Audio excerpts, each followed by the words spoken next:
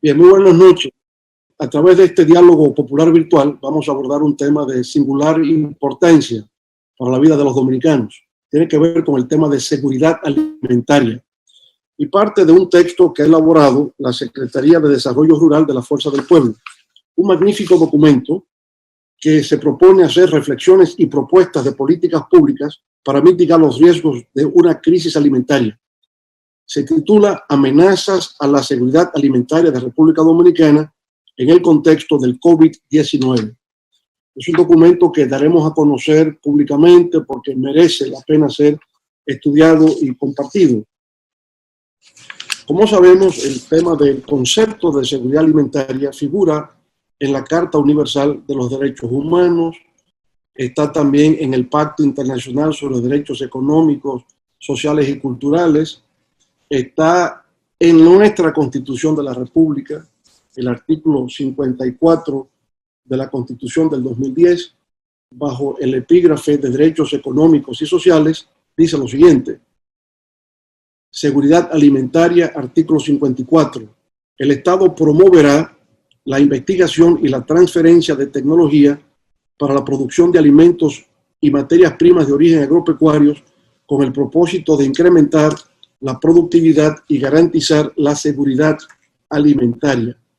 De manera que el concepto de seguridad alimentaria se concibe como un derecho fundamental, un derecho humano, ¿verdad?, consagrado en nuestra Constitución. Pero además se promulgó una ley en el año 2016, ¿verdad?, que es una ley que también plantea la creación del Sistema Nacional para la Soberanía y Seguridad Alimentaria y Nutricional en la República Dominicana y crea un Consejo Nacional para la Soberanía y Seguridad Alimentaria y Nutricional, conocida como CONASAN, y crea al mismo tiempo un sistema, ¿no?, el Sistema Nacional para la Soberanía y la Seguridad Alimentaria y Nutricional de la República Dominicana.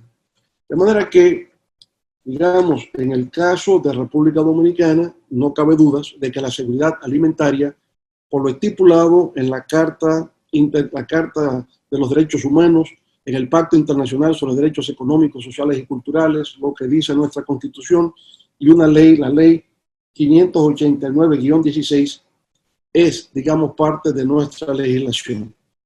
Pero a su vez, en los Objetivos de Desarrollo Sostenible de Naciones Unidas, que nosotros hemos adoptado como marco de referencia para garantizar crecimiento y desarrollo sostenible en la República Dominicana, el segundo de esos 17 objetivos de desarrollo sostenible se titula Hambre Cero. Y en efecto, lo que se plantea es que actualmente en el mundo 1 de cada 9 personas padece hambre en el mundo. Y por lo tanto hay que procurar desarrollar políticas que tiendan a la erradicación del hambre, el hambre cero en todo el planeta.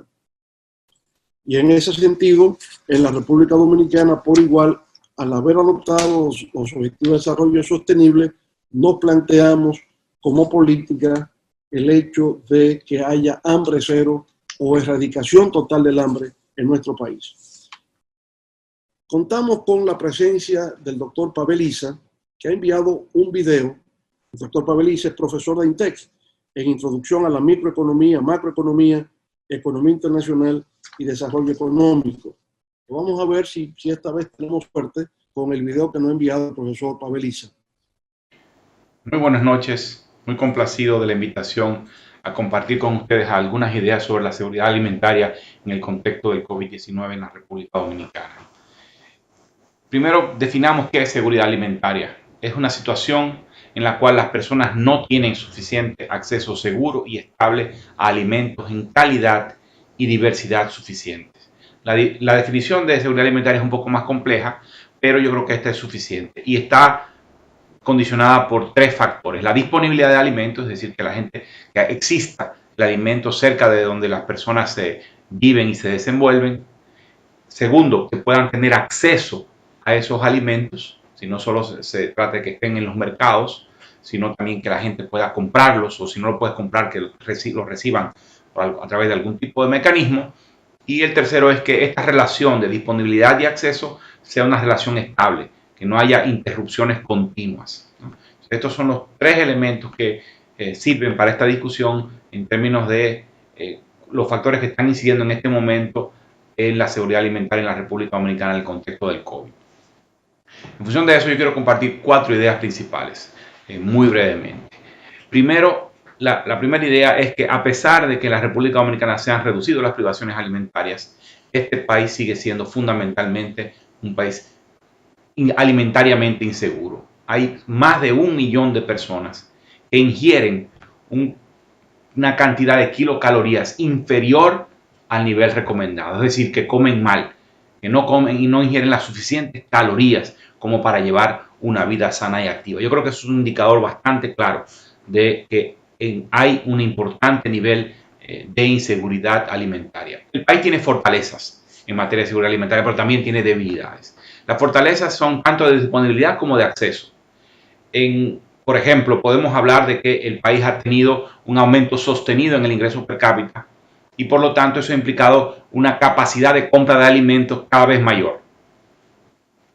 Entonces, digamos, eso hace que haya una ampliación del acceso, ¿ya? Pero al mismo tiempo la producción nacional se ha mantenido creciendo, lo que significa que hay una alta proporción de los alimentos que se compran diariamente que es provisto de fuentes domésticas. Al mismo tiempo, el país ha venido generando ingresos de divisas cada vez mayores por diferentes vías, lo que permite que haya mayor disponibilidad de alimentos importados.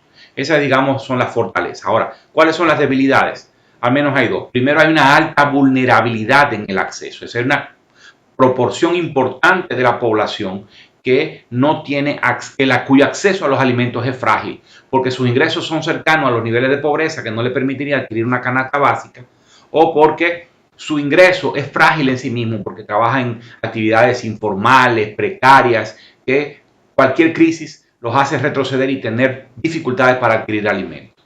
La otra debilidad es en materia de la fuerte dependencia que tiene el país de importaciones de algunos alimentos críticos. Es cierto que aunque en términos generales la proporción de dependencia alimentaria, la dependencia alimentaria de fuentes externas es baja, hay dependencia en algunos alimentos críticos, grasas comestibles, muy importante, harina de trigo y alimentos para animales. Y esto es fundamental para la provisión de proteína animal de producción nacional, en particular pollo. Entonces ahí tenemos una vulnerabilidad. Cualquier shock internacional puede generar una disrupción en el abastecimiento nacional de este tipo de productos.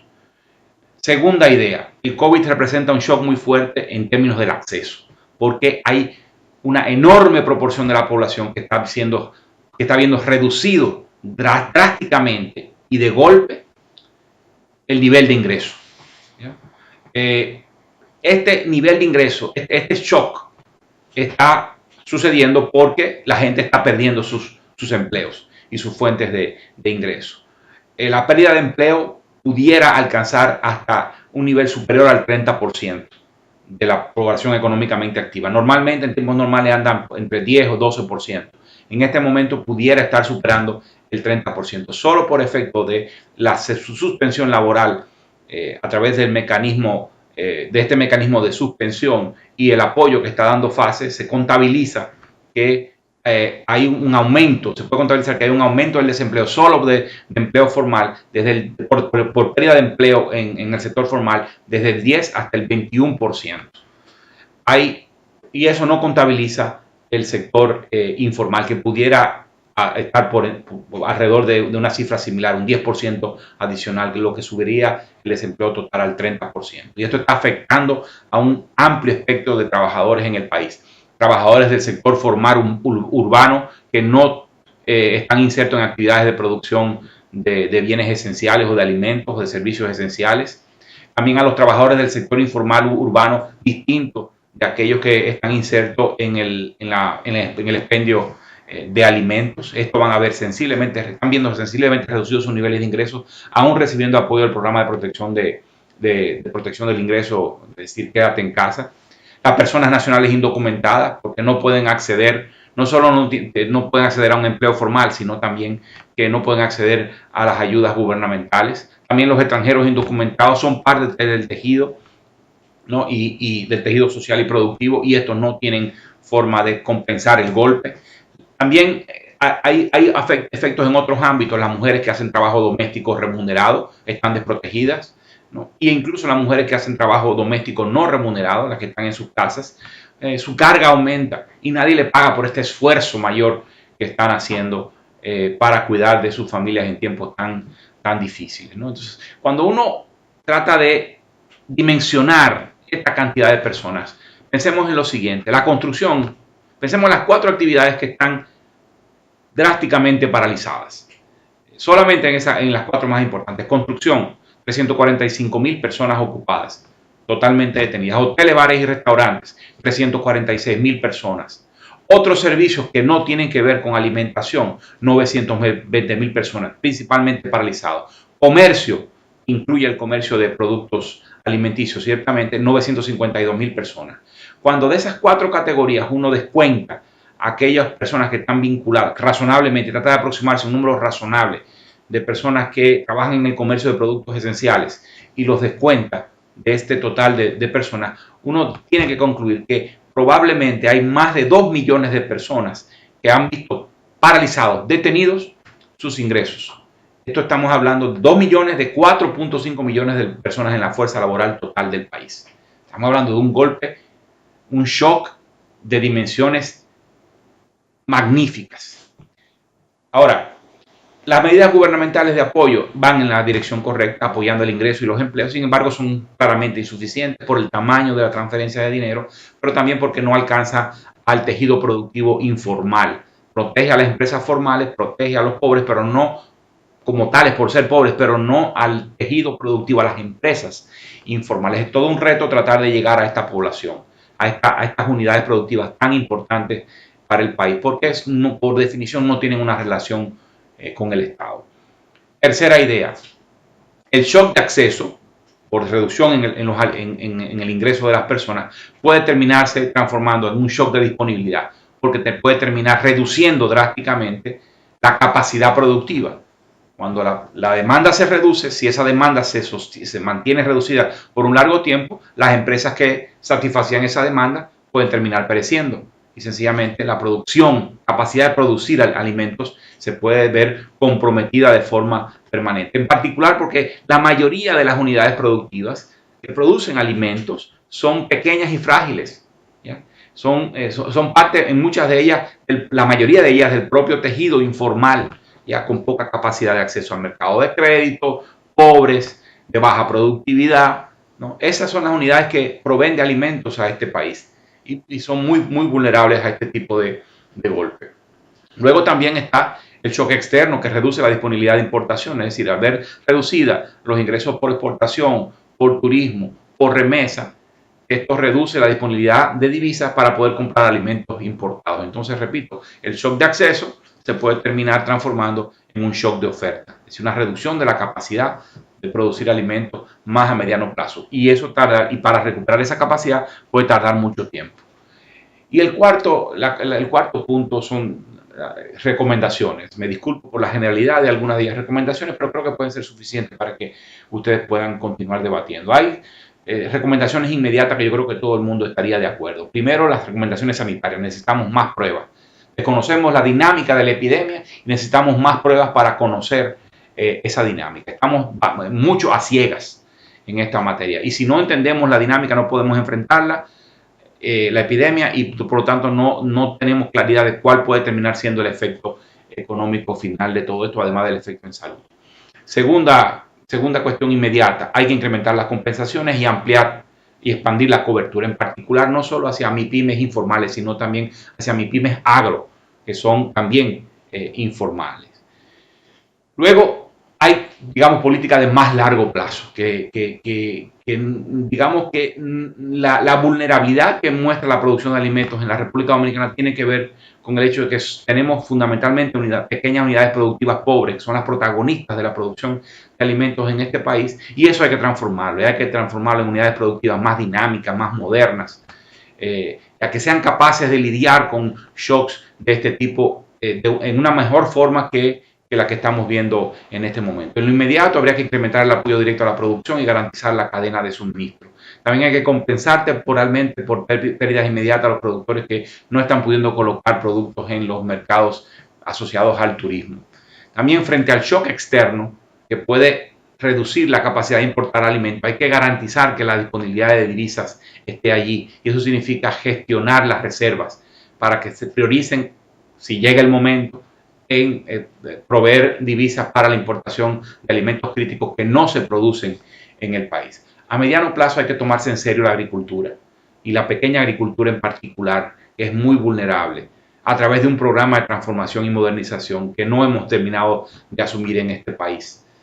Y en las últimas, estoy hablando de las últimas 3, 4 décadas. Y ese programa de apoyo a la pequeña agricultura tiene que ver con al menos fortalecer las capacidades de esta pequeña unidad productiva a 4 o 5 elementos críticos. Agua y tierra son factores productivos fundamentales. Tecnologías, necesitamos una agricultura más moderna, pero esa tecnología no significa cosas.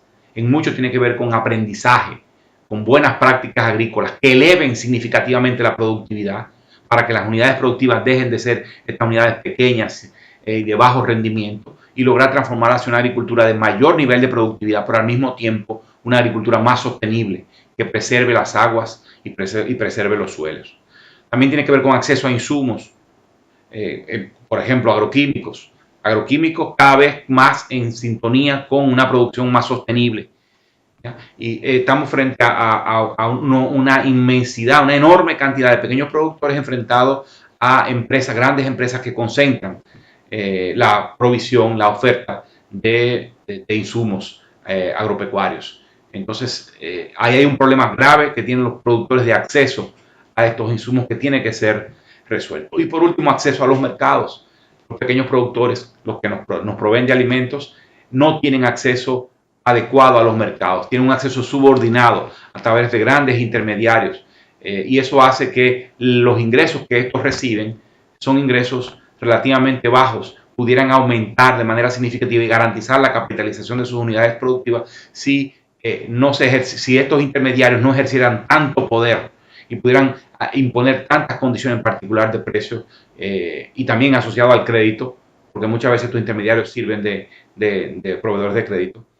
Si pudiéramos resolver este tema y hacer que los pequeños productores, además de tener acceso a agua y a tierra y a tecnología y insumos, pudieran acceder directamente a los mercados, pues pudiéramos estar conduciendo a la pequeña agricultura que nos abastece de alimentos hacia una producción mucho más moderna y mucho más sostenible a largo plazo y mucho más resiliente frente a shocks como el COVID-19. Muchas gracias.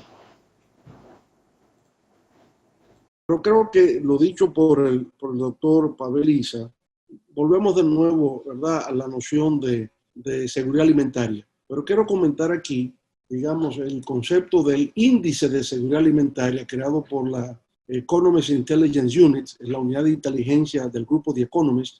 Ellos han creado este ranking, este índice de seguridad alimentaria, donde miden a 113 países. Y la República Dominicana tiene un índice de 64.2, lo que nos coloca en el puesto número 56 en ese índice de seguridad alimentaria.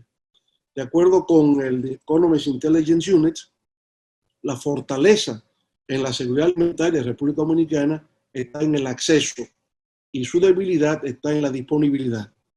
Y aunque se aclara que en los últimos 50 años la República Dominicana ha triplicado su capacidad productiva de alimentos, no es menos cierto que ha disminuido su autosuficiencia alimentaria. Y en ese sentido, pues se nota que la gran debilidad está en cómo incrementar su capacidad de autosuficiencia alimentaria para depender menos de las importaciones, sobre todo de importaciones de insumos para producción de alimentos en República Dominicana.